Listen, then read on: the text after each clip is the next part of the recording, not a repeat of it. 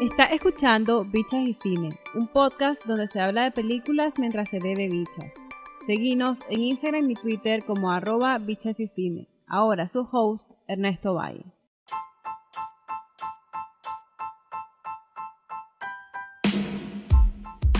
Aquí estamos de nuevo. Muchas gracias por escuchar Bichas y Cine. O bienvenido o bienvenida si esta es la primera vez que lo haces. Este es el episodio 21 y esta vez es un episodio diferente. Y yo sé que siempre digo esto, pero es que esta es la primera vez que realmente tratamos un cortometraje en el podcast. Y fue justamente en uno en el que pues yo colaboré. Pero vamos al suave. Primero, tocame el botón de suscribir y compartir este episodio.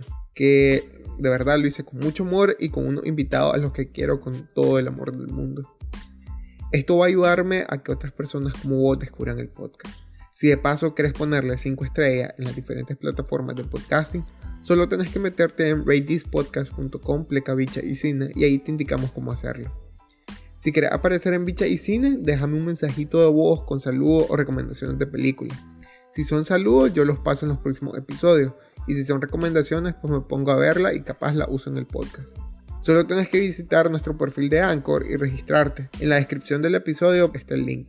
Si les cuadra Bicha y Cine, pero no saben cómo hacer para ver las películas de las que hablo en los episodios, pueden darse ahí una vueltita en nuestro Patreon. Ahí les dejo las fichas técnicas de estas películas y cómo lo hice yo para acceder a ellas. Pónganse las pilas y sigan esta especie de cineclub que ahí al suave vamos formando. Además, si hago hilos de película en el Twitter, pues me explayo un poco más allá en el Patreon. Hay planes desde 1, 3, 5 y hasta $10 al mes. Cada uno tiene beneficio a la medida y están súper fieras. A propósito, como ustedes saben, hago pauta en cada uno de los episodios, así que escuchen los episodios porque voy a estar donando pues lo que salga de ahí a Fundación Rescatando Huellas, para que los perritos y gatos que están ahí protegidos pues tengan chamuel con que comer. Mientras tanto, ustedes pueden también seguirlo y donar.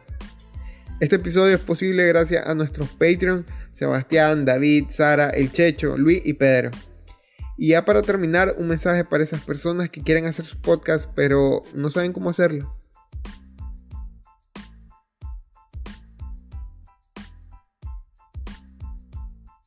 Recién acaba de pasar el Festival Ícaro 2020 de Nicaragua y un grupo de entusiastas del cine pues enviamos nuestros cortometrajes.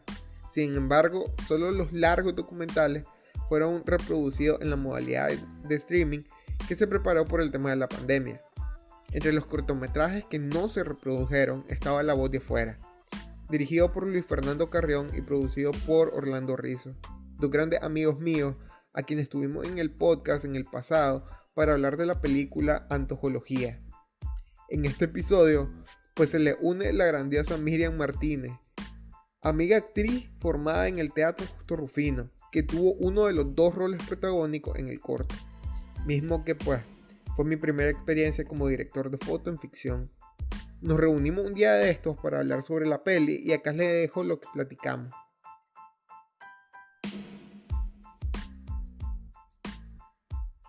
Por obvias razones, y es que pues soy parte de este proyecto, me voy a abstener de decir qué es lo bueno y qué es lo malo de la película. Prefiero que sean ustedes los jueces de esta edición. Sin embargo, sí puedo decirles cuál fue la escena con la que me quedo. La escojo porque es un ejemplo bien preciosista de mi trabajo. Ahí me disculpan pues que sea un poco ególatra. Prometo solo hacerlo en esta ocasión. Cerca del clímax del corto, Santiago está en el baño y comienza a escuchar cosas raras. El baño es todo de madera y tiene al fondo un ventanal con una textura bien deformada. Aprovechamos esto para separar el fondo con una luz LED de 45 watts con una gelatina naranja desde afuera de la casa. Esto para machar un poco con la luz que podría haber en el ambiente. Ustedes saben, el alumbrado público amarillo que suele haber en algunas zonas de Nicaragua. Usamos una luz que rebotaba al techo para dar un ambiente suave en general. Por último y como verán los espectadores, teníamos una puerta detrás de Santiago con un cuarto iluminado. Esto nos empujó a darle una luz de back que generaba no solo contraste en el ambiente, sino que también le daba como un hálito de descontrol. Estas decisiones nos dejaron una escena muy estética y es por eso pues que les cojo. Véanle y me comentan qué onda. De verdad, soy puro oído. Yo sé que hablo mucho de cine latinoamericano. Y pues a mí en general, pues este cine me llama mucho la atención y tiene que ver con que esas son pues las posibilidades que pueden generarse en este tipo de industria. Por lo tanto, pues le pongo más mente. Y pues mi puerta a un cine más accesible, pero a la vez profundamente creativo, fue el cine chileno. Específicamente lo que venía haciendo Fábula Films a inicios de los 2010.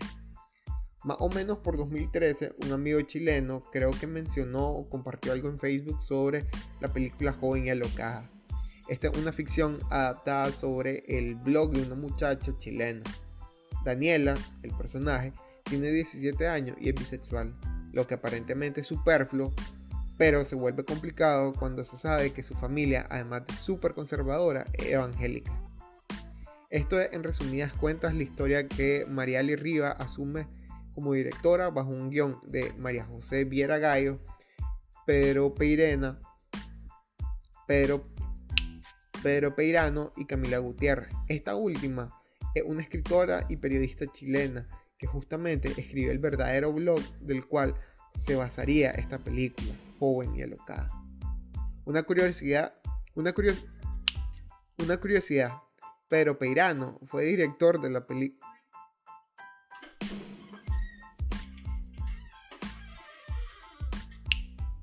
Una curiosidad, Pedro Peirano fue codirector de la película de 31 minutos. Si algo tiene esta película de 2012 es un discurso narrativo súper fresco. Está fragmentada y combina desde extractos de la escritura del blog y los comentarios de sus seguidores en una especie de clara cuarto pantalla, así como las abstracciones y esos constantes monólogos interiores del personaje que son fantasiosos, pero que a la vez los vemos hechos realidad a fin de cuentas. Algunos pueden decir que es como la versión tropicalizada de Aqua, aquella serie de MTV que algunos conocimos como Chica Rara, pero esta es más cruda, más real y mucho menos cursi. Creo que es un relato rosa, pero desde la desesperación y la inconformidad, una forma bien rara de acercarnos al descubrimiento sexual, y es la razón por la cual yo pues vivo vinculada a Alicia Rodríguez, la actriz que interpreta a Daniela y que hace un papelón súper increíble en esta película.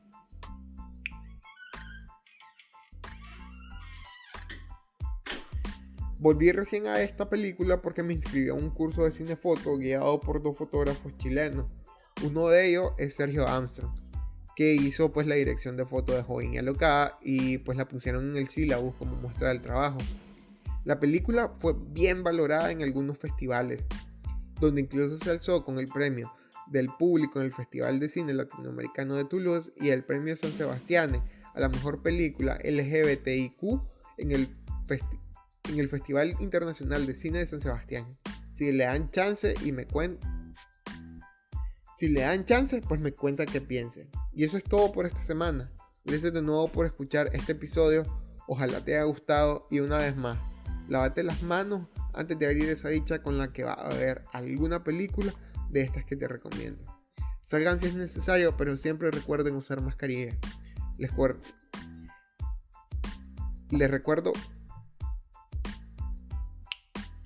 recuerdo, compartan este episodio, déjenme una buena reseña, suscríbanse o adquieran una membresía en el Patreon de Bicha y Cine. Sin nada más que agregar, amigos, hasta la otra semana. Chao.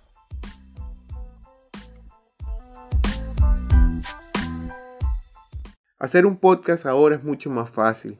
Todo lo que necesitas es Anchor. Esta es una herramienta web totalmente gratis que te permite subir audio, grabarte, invitar amigos a que se unan a tu conversación, ponerle música e incluso editarlo. Puedes utilizarlo ya sea desde tu computadora o un celular. De verdad es súper fácil. Además, ellos se encargan de distribuir tu podcast por las principales plataformas como Spotify, Google Podcasts, entre otras. Si se animan, descarguen la aplicación Anchor o visiten anchor.fm para comenzar. Bueno, dejando ya el anuncio comercial, vamos a comenzar.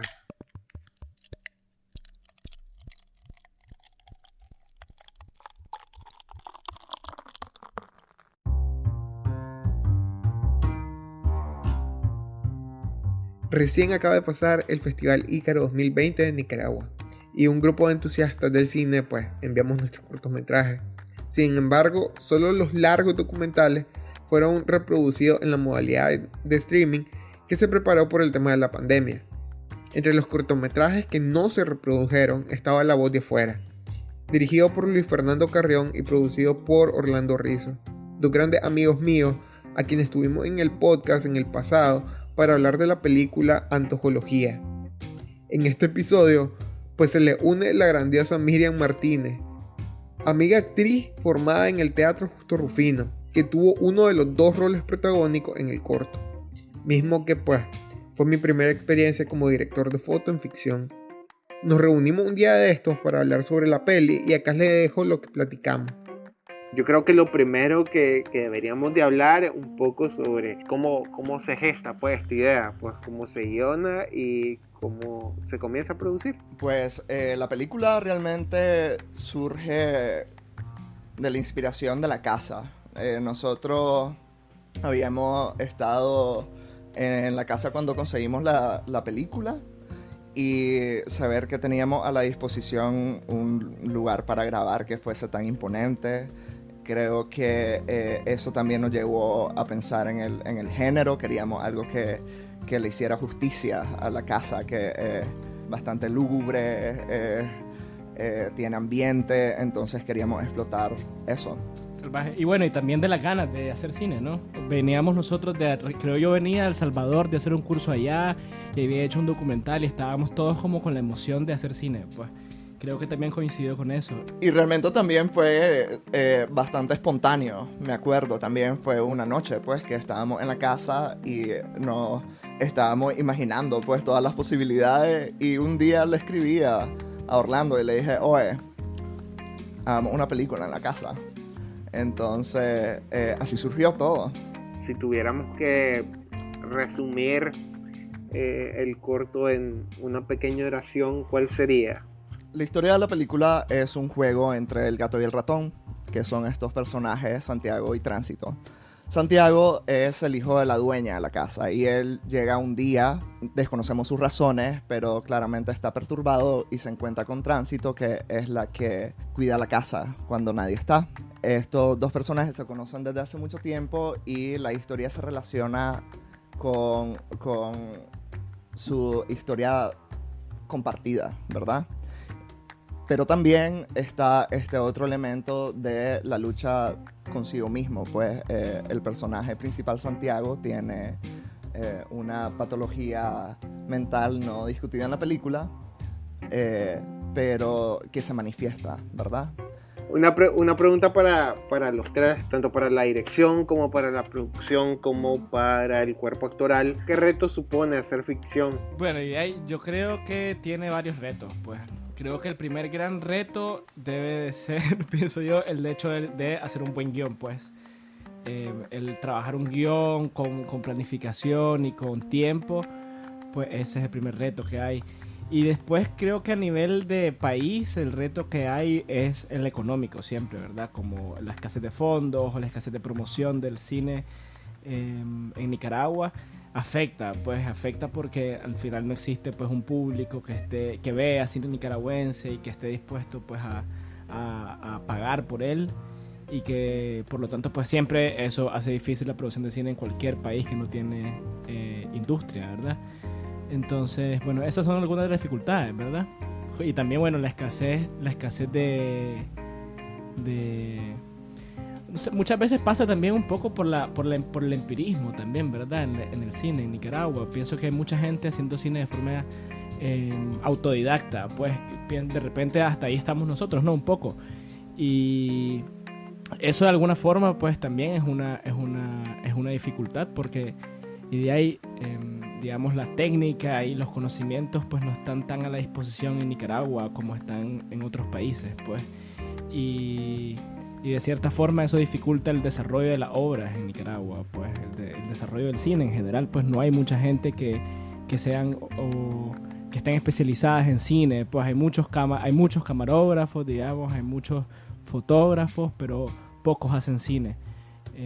Los sonidistas que hay, por suerte, ¿verdad? Todos hacen cine, pero pues ya sabes, hay falta también de gente que trabaje en otras cuestiones, pues en otras áreas de la producción, como puede ser arte o como puede ser vestuario y eso, y obviamente ahí incide otra vez el tema de la falta de financiamiento. Pues hacer cine de ficción es caro, entonces si querés contratarte, pues, o si querés tener un buen arte, si querés tener un buen sonido, pues tenés que invertir dinero. Y ahí están pues, las dificultades. Vivimos también en una sociedad que está en crisis económica desde hace años, pues entonces muchas veces estas películas, estos cortometrajes se financian con fondos propios y cada vez se dificulta más obtener esos fondos propios, pues también. Yo también agregaría que además de las dificultades de la falta de los medios y los recursos, también está la falta de reconocimiento al cine. Creo que es importante destacar que La Voz de Afuera estaba prevista a presentarse en esta última edición del Festival Ícaro y desgraciadamente nos informaron que la película no iba a ser mostrada ni tampoco otras películas. Entonces creo que esto también es un desafío en general para el cine nicaragüense, porque además de las faltas de recursos para hacer cine, tampoco hay mucha motivación para distribuirlo y para que llegue al público nicaragüense. Entonces, realmente de todo esto aprendimos que un cineasta en Nicaragua tiene que hacer un poco de todo, pues, para sacar un proyecto por los medios que uno tiene, pues, por el talento de las personas que apoyaron. Realmente aquí un montón de gente puso su esfuerzo y su trabajo a cambio de nada, a cambio de un reconocimiento en una película porque le gusta el cine, porque hacer cine es una oportunidad fantástica,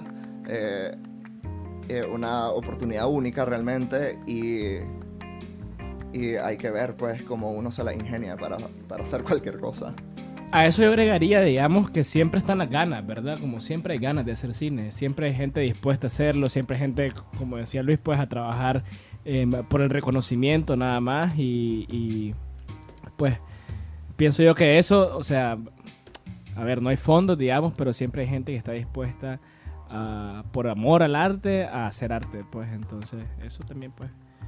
A nivel actoral, yo creo que uno de los mayores desafíos fue no solo las limitaciones, como no tener dirección de arte o maquillaje, como que improvisar un poco eso. Yo ya teniendo una base de teatro, pero Amos, que es el actor principal, no tenía base de teatro, entonces tuvimos que aprovechar los pocos recursos que teníamos, los recursos a nivel, digamos, profesional, intelectual o artístico, pues para capacitarnos entre nosotros y entre nosotras, y es bastante prueba-error. Una de las cosas complejas de trabajar también entre amigos es que para actuar tenés que concentrarte, y fue un reto súper grande. Teníamos momentos de estrés, habían más momentos de risa que cualquier otra cosa, o más momentos lindos, pues.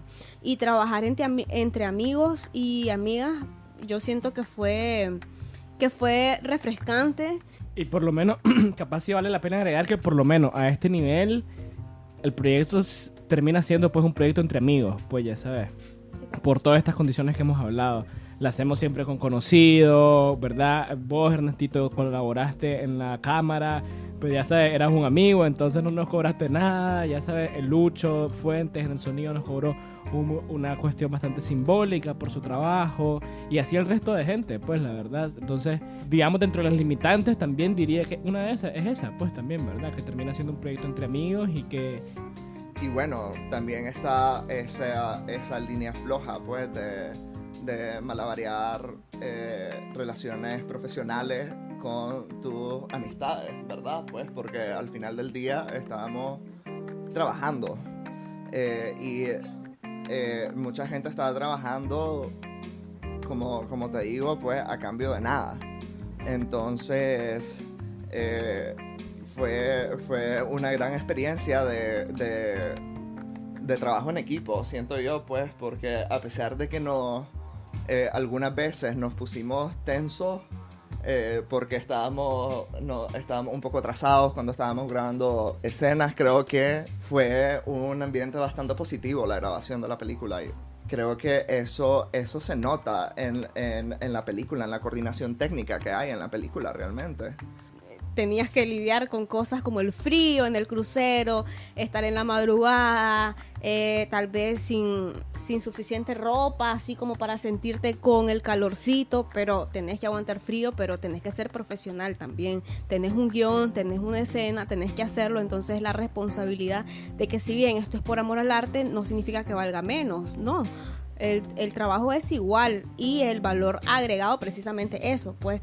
Entonces creo que también había mucho apoyo entre el equipo y eso fue súper interesante, fue gratificante y me dejó con ganas de seguir haciendo más.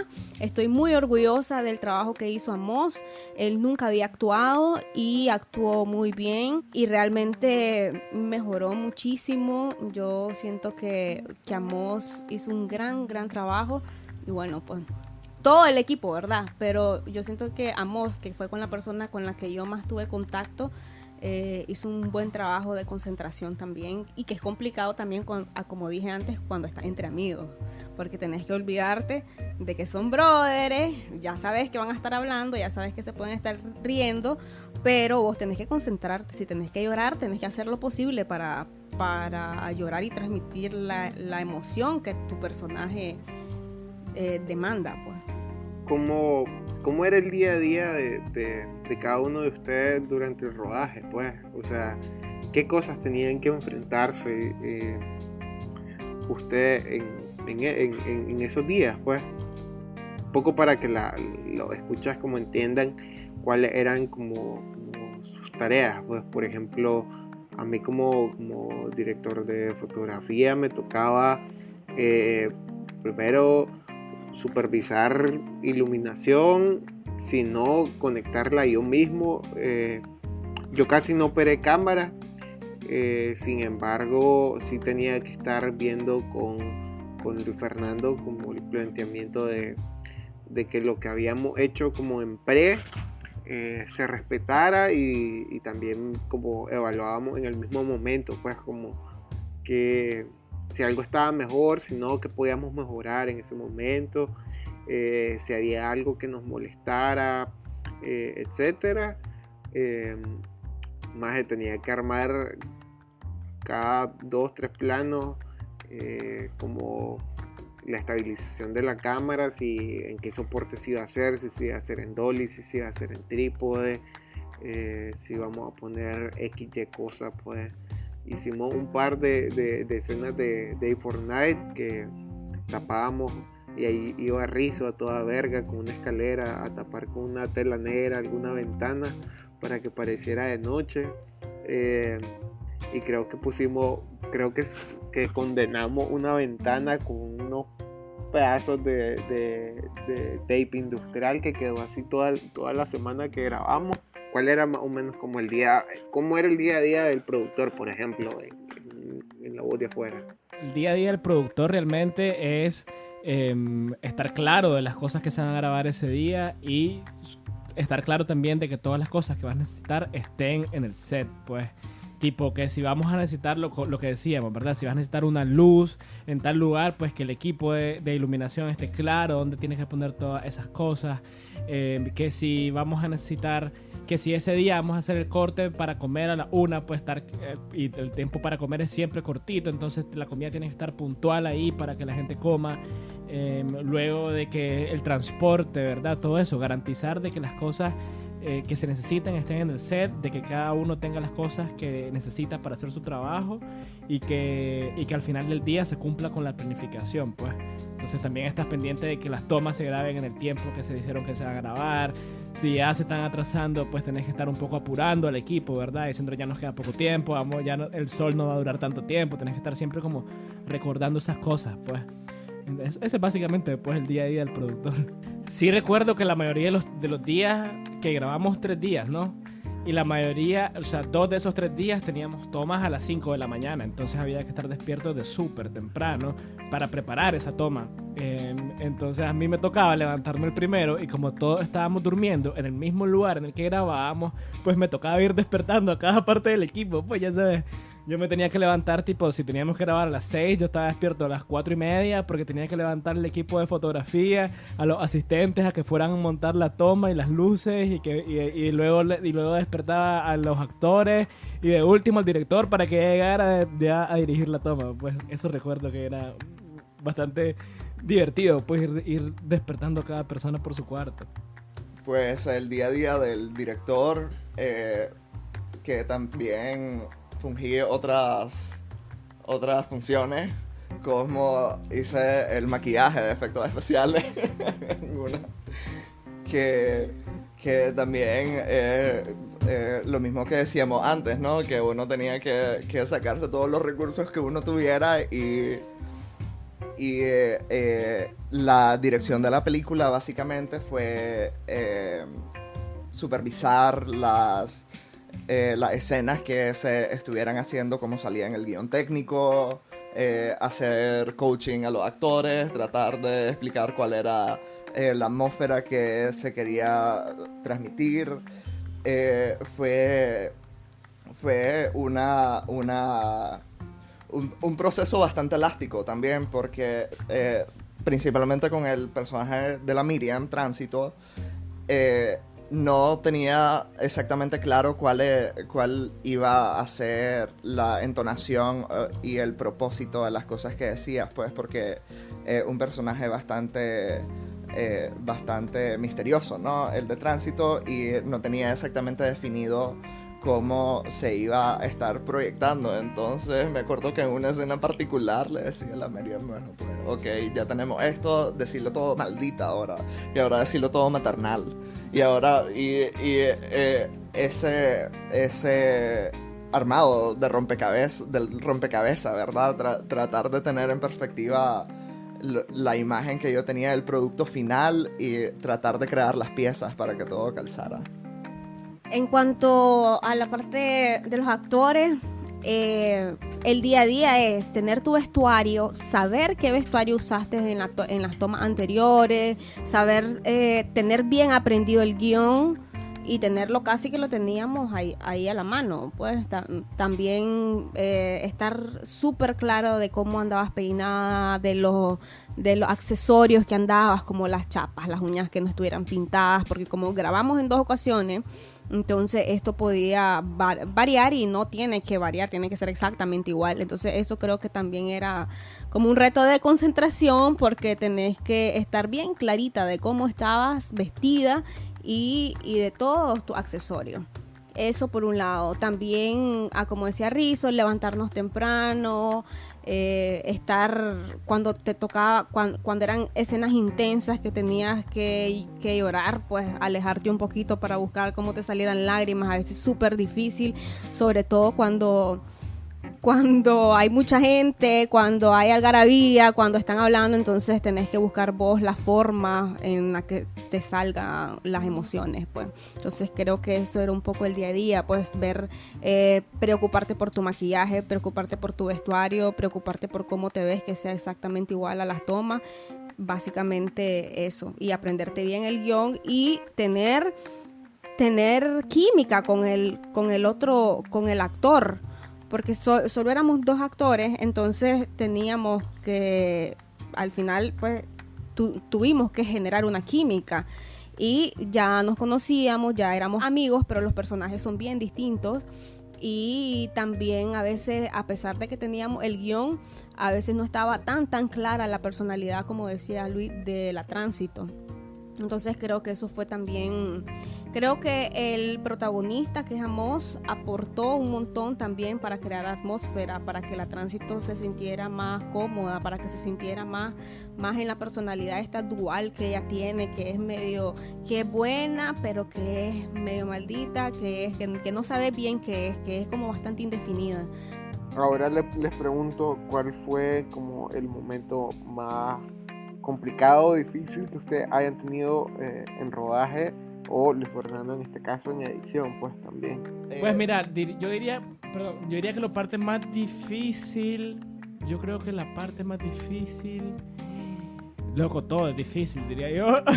O sea, no diría que hay una parte simple, pues, del proceso, ya sabes, todo requiere un montón de energía, todo requiere mucho esfuerzo, mucha dedicación, muchas horas de trabajo, pues.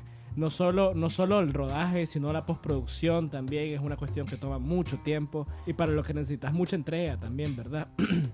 Definitivamente hacer cine en Nicaragua y con nuestras condiciones es un sacrificio, pues. Entonces necesitas sacrificar un montón de cosas, dejar de hacer cosas para sacar tiempo para terminar la película, ¿verdad?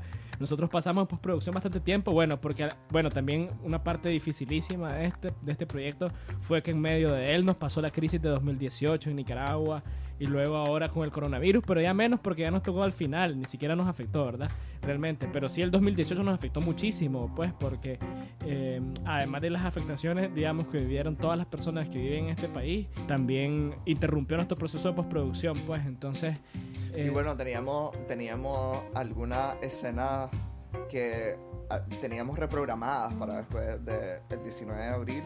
El actor principal, Amos, se fue del país durante la crisis, entonces tuvimos que volver a grabar cosas súper simplificadas y de hecho uno de los chavalos que nos estaba ayudando en producción, Rodolfo, se nos puso el doble, digamos, para lograr sacar una escena que sale un segundo en la película, pero es una escena clave, una toma clave para dejar establecido el sentido de la escena, ¿verdad? El inicio de la escena.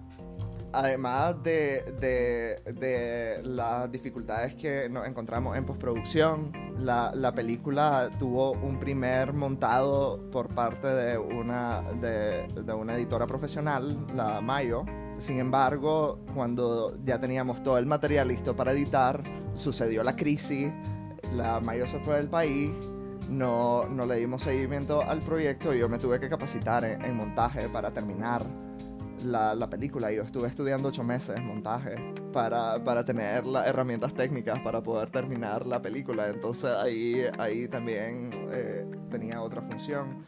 Desde la dirección te puedo decir claramente lo más peludo, pues, que fue desde el proceso que está haciendo el storyboard, los dibujitos, para entender bien cuál va a ser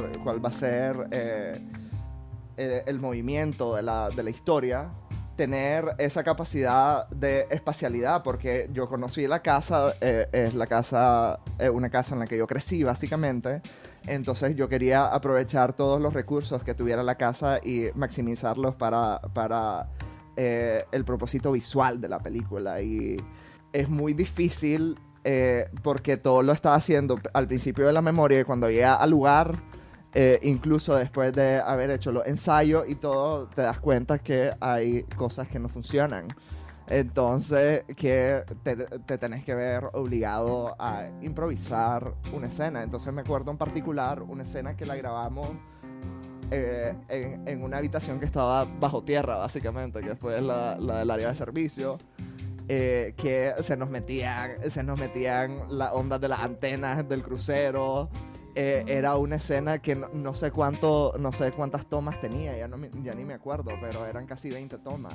Porque definitivamente me comió, vi que me hacían falta por lo menos 5 tomas de recursos, 5 tomas de detalles para dejar bien establecido al público qué era lo que estaba pasando.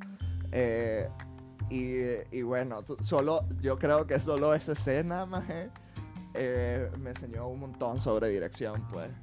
Lo más desafiante era hacer por primera vez un montón de cosas que no estaba acostumbrado, que no sabía cómo hacerlas, pero que ya más o menos había visto, pues, en otros trabajos de otra gente. Entonces, esto en el teatro a mí casi siempre me ha tocado yo misma crear a mi personaje, buscar el vestuario, crear un personaje completo. Entonces un poco esto me preparó para lo que me esperaba en este rodaje, que te juro que hasta mis calzones usé para colgarlos para que parecieran los calzones de la Tránsito, que al final no se usaron a como muchas cosas. Era un reto también, era un reto.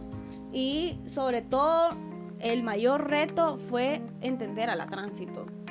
Te juro que hasta hoy todavía no la entiendo bien a la maje, pero entenderla, leer el guión y tratar de sentirme lo más identificada posible fue un poco complejo para mí porque no me sentía tan cómoda tal vez como con el lenguaje, como en la forma en la que ella hablaba, pero al final le fui agarrando como un poquito más como la acepté más, y así fue como salió el personaje también. Nada, agradecerles de nuevo a Rizo, Miriam y Luis Fernando pues por participar de este episodio, y esperamos que vean la película, que les guste, que nos comenten y nada, pues ojalá que en próximas ediciones de los festivales de cine centroamericanos y nacionales haya más transparencia sobre el tema de los procesos de difusión y eso. No sé si ustedes quieren agregar algo más. Muchas gracias por los fondos, ¿verdad? A estas personas que nos donaron, y también, bueno, gracias a las personas que participaron a lo largo de todo el proyecto, ¿verdad? Desde la preproducción, ¿verdad? La gente que tuvo el chance de leer el guión y darnos sugerencias, las personas que estuvieron con nosotros durante el rodaje, que ya mencionamos durante el podcast, todas las personas que participaron en la postproducción, pues también agradecerles sinceramente por esto, y bueno, y ojalá que tengamos el chance de seguir haciendo cine en Nicaragua y de que podamos no nada de eso, pues realmente decirles que pronto van a ver otra película nuestra y que seguimos en la jugada, pues. Por obvias razones, y es que pues soy parte de este proyecto, me voy a abstener de decir qué es lo bueno y qué es lo malo de la película. Prefiero que sean ustedes los jueces de esta edición. Sin embargo, sí puedo decirles cuál fue la escena con la que me quedo. La escojo porque es un ejemplo bien preciosista de mi trabajo. Ahí me disculpan pues que sea un poco ególatra. Prometo solo hacerlo en esta ocasión. Cerca del clímax del corto, Santiago está en el baño y comienza a escuchar cosas raras. El baño es todo de madera y tiene al fondo un ventanal con una textura bien deformada. Aprovechamos esto para separar el fondo con una luz LED de 45 watts con una gelatina naranja desde afuera de la casa. Esto para machar un poco con la luz que podría haber en el ambiente. Ustedes saben, el alumbrado público amarillo que suele haber en algunas zonas de Nicaragua. Usamos una luz que rebotaba al techo para dar un ambiente suave en general. Por último, y como verán los espectadores, teníamos una puerta detrás de Santiago con un cuarto iluminado. Esto nos empujó a darle una luz de back que generaba no solo contraste en el ambiente, sino que también le daba como un hálito de descontrol. Estas decisiones nos dejaron una escena muy estética y es por eso pues que les cojo. Véanla y me comentan qué onda. De verdad, soy puro oído.